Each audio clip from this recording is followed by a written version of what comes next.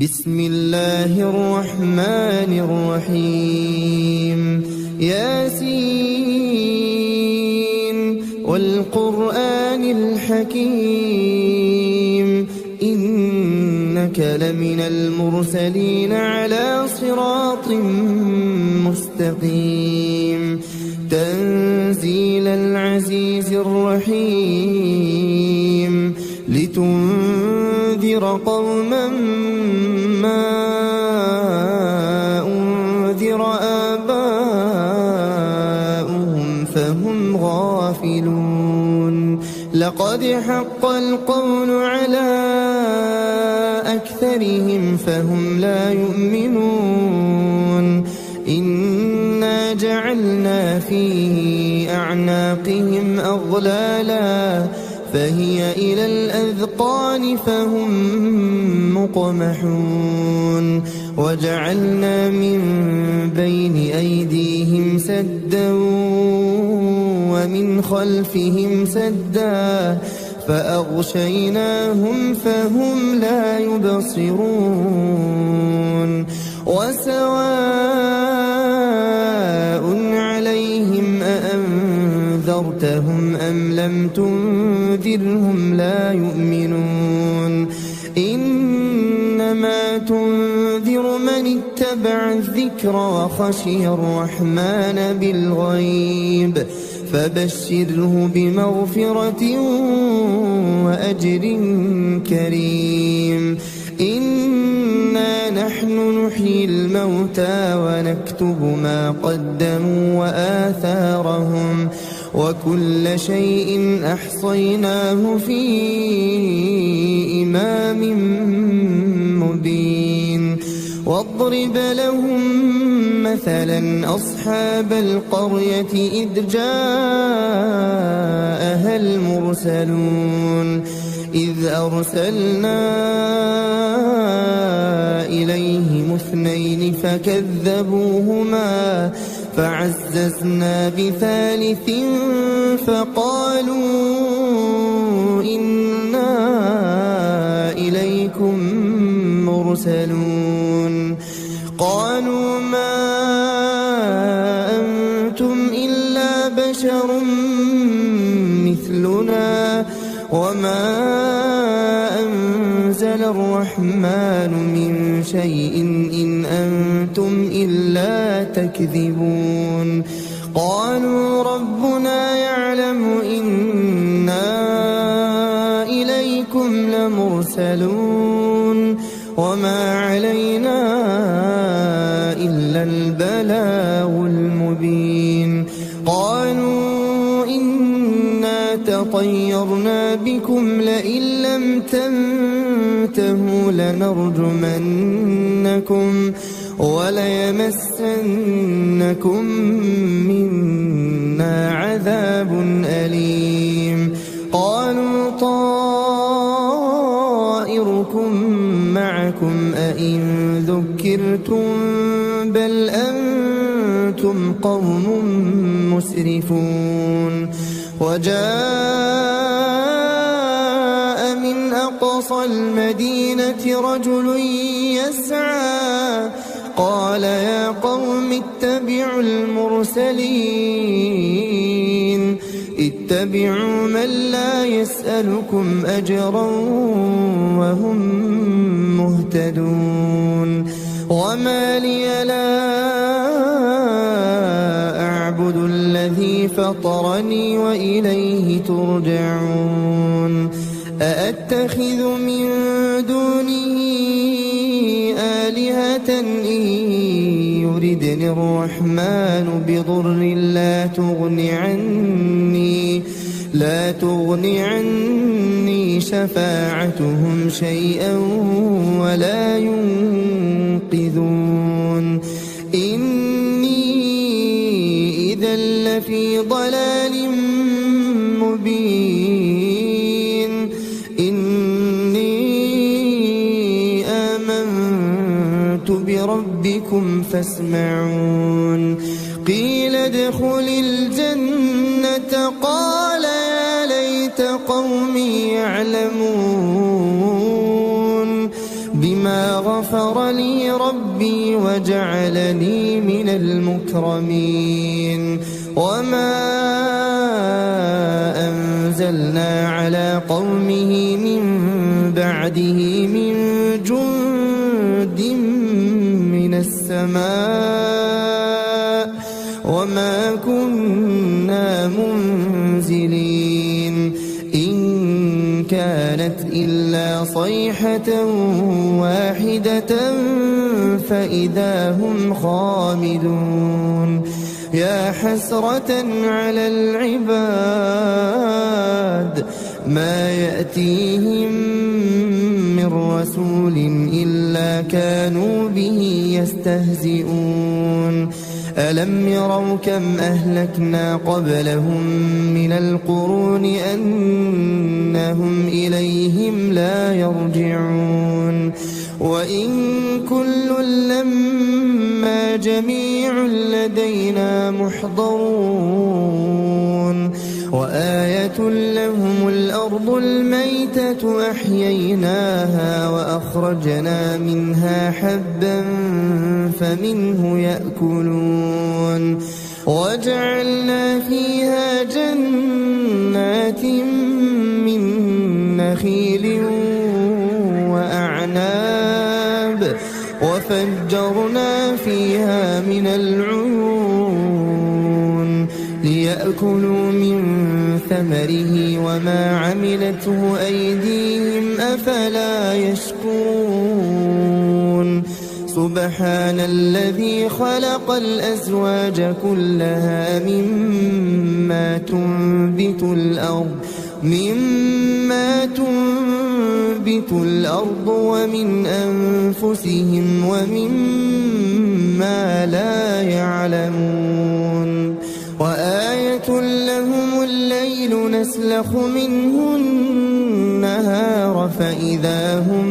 مظلمون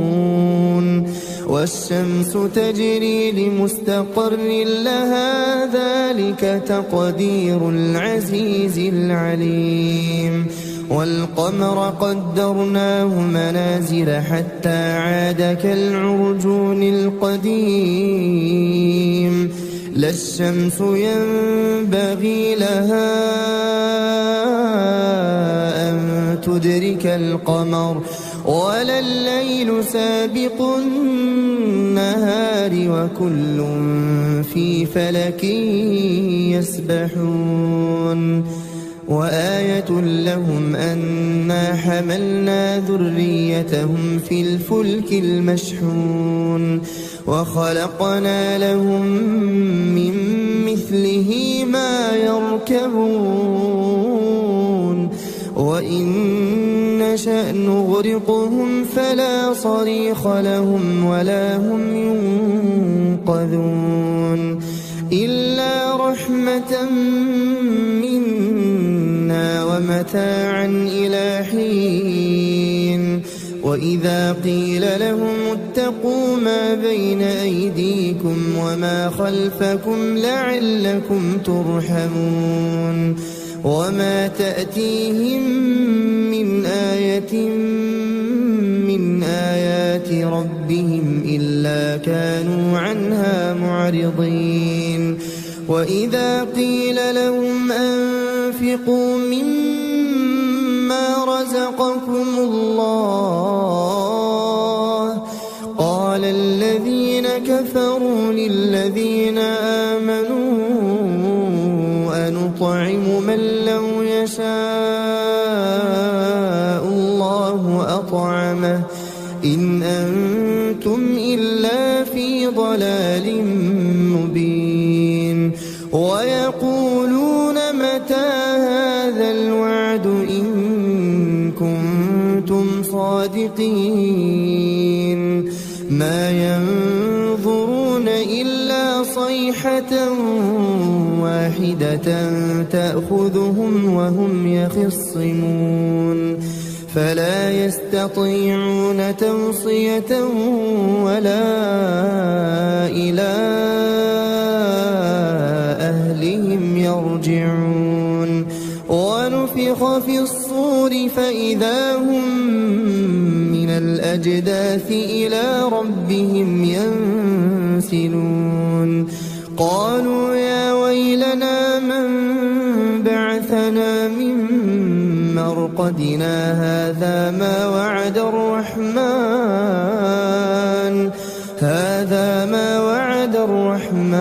وصدق المرسلون إن كانت إلا صيحة واحدة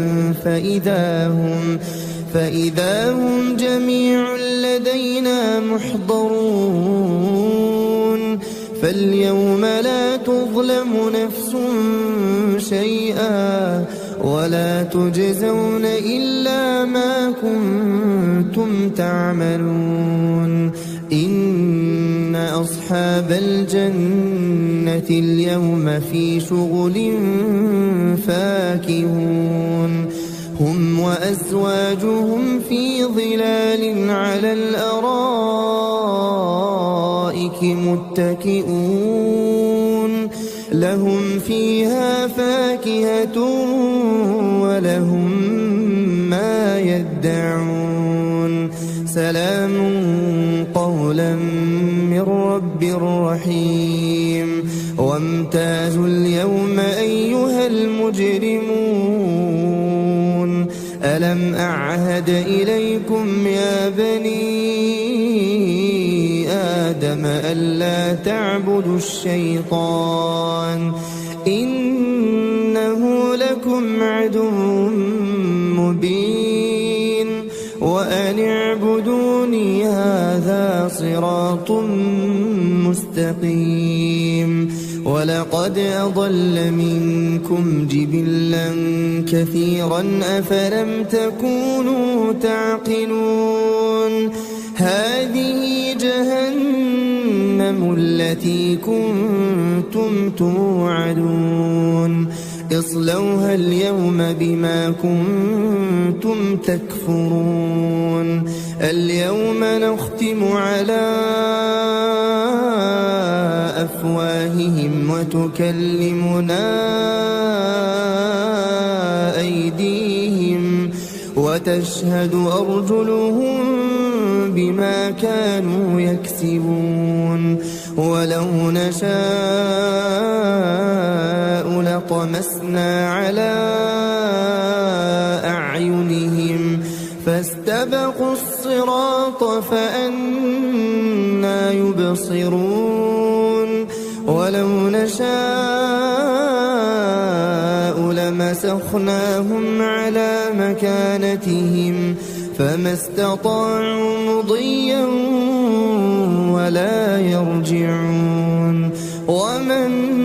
نعمره ننكسه في الخلق أفلا يعقلون وما علمناه الشعر وما ينبغي له إن هو إلا ذكر وقرآن مبين لينذر من كان حيا ويحق القول على الكافرين أولم يروا أنا خلقنا لهم مما عملت أيدينا أنعاما فهم لها مالكون وذللناها لهم فمنها ركوبهم ومنها يأكلون ولهم فيها منافع ومشارب أفلا يشكرون واتخذوا من دون الله آلهة لعلهم ينصرون لا يستطيعون نصرهم وهم لهم جند محضرون فلا يحزنك قولهم إنا نعلم ما يسرون وما يعلنون أولم ير الإنسان أنا خلقناه من نطفة فإذا هو خصيم مبين وضرب لنا مثلا ونسي خلقه قال من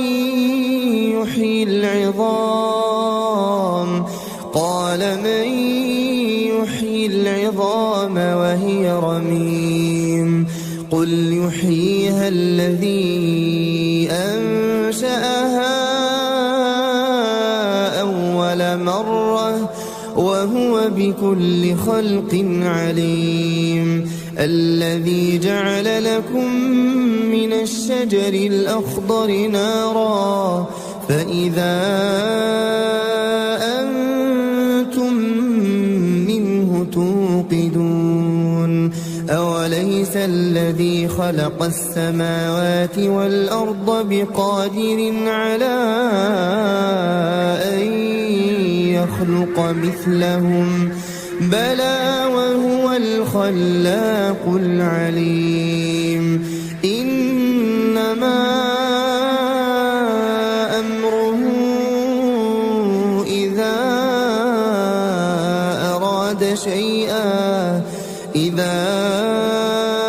أراد شيئا أن يقول له كن فيكون فسبحان الذي بيده ملكوت كل شيء وإليه ترجعون. بسم الله الرحمن الرحيم. الرحمن علم القرآن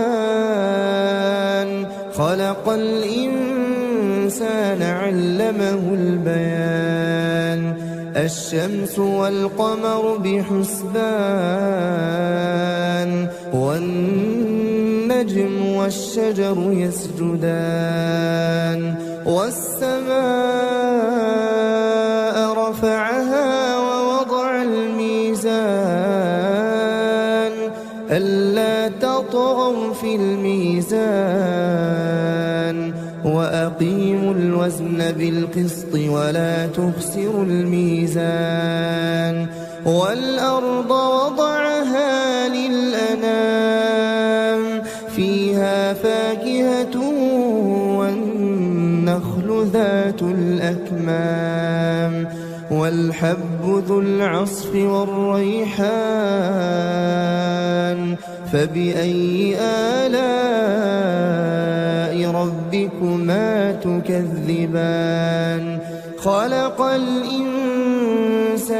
من صلصال كالفخار وخلق الجان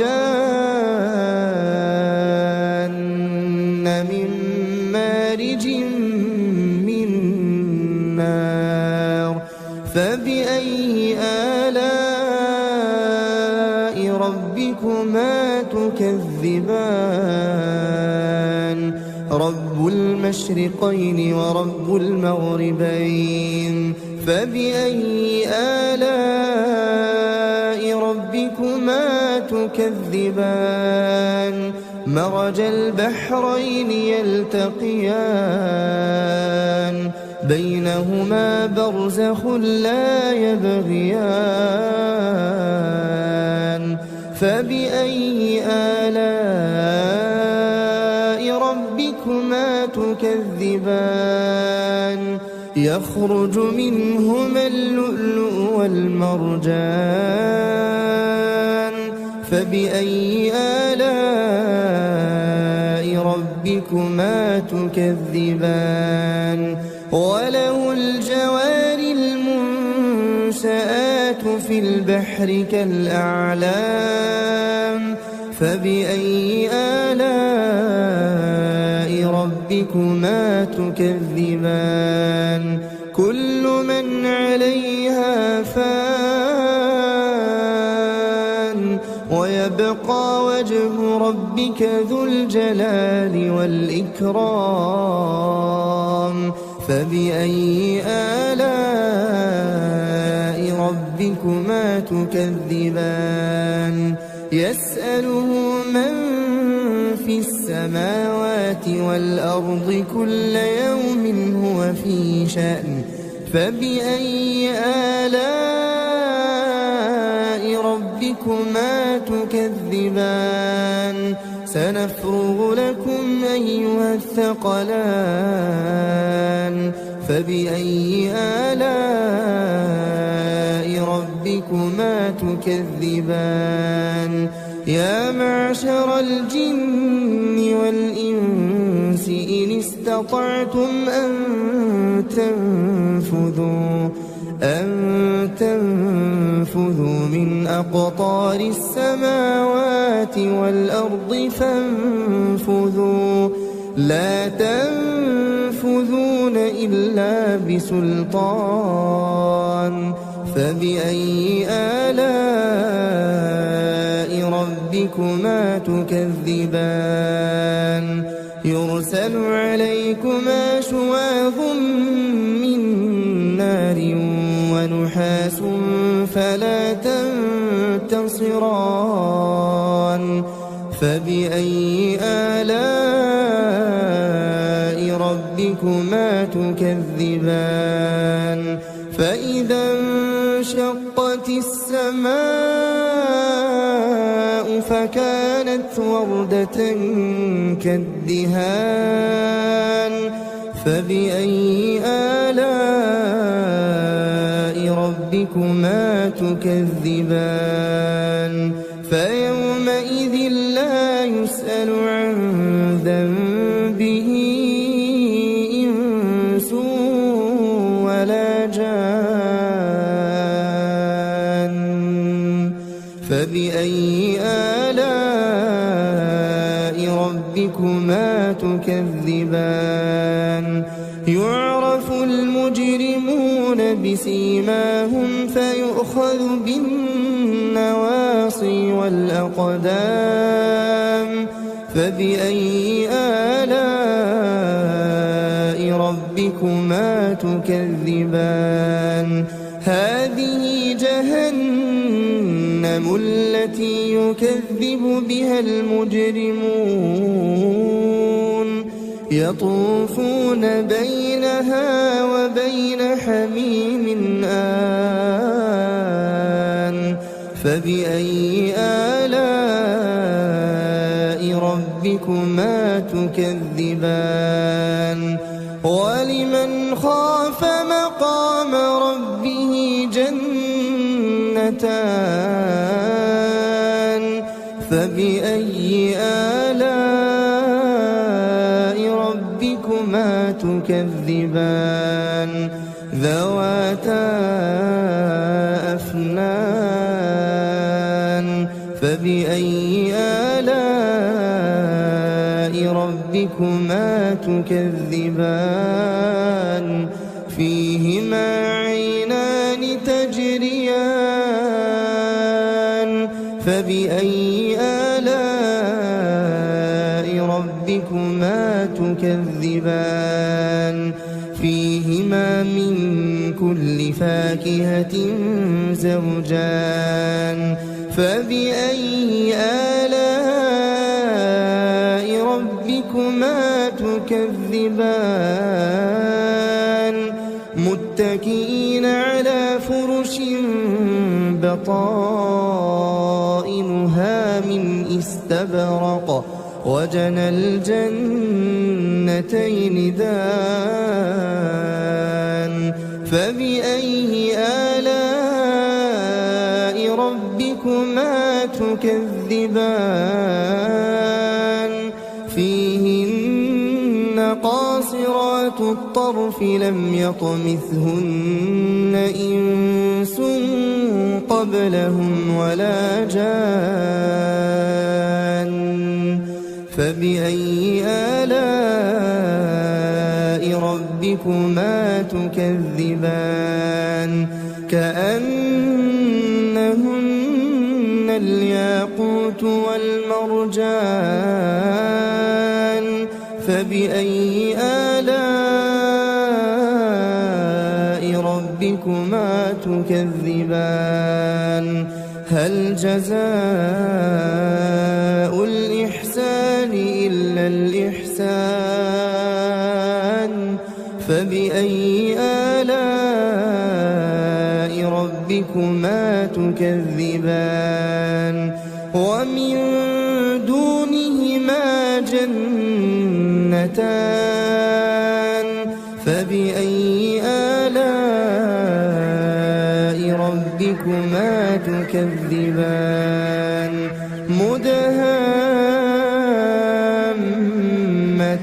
مدهامتان فبأي آلاء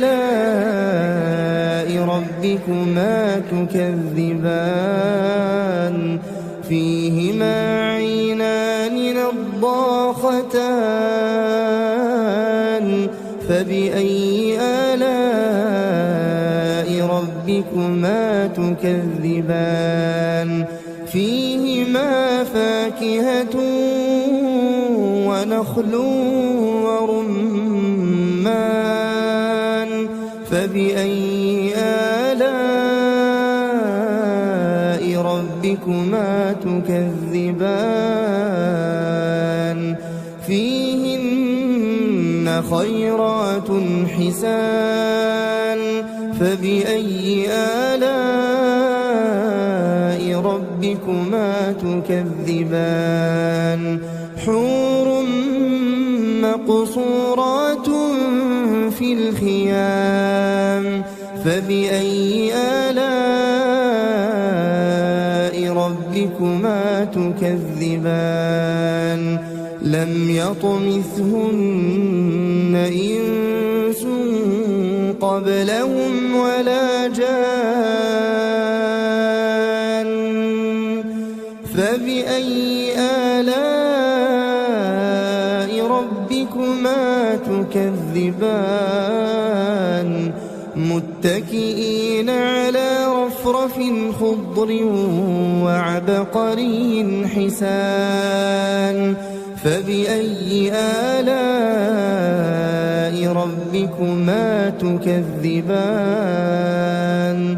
تبارك اسم ربك ذي الجلال والإكرام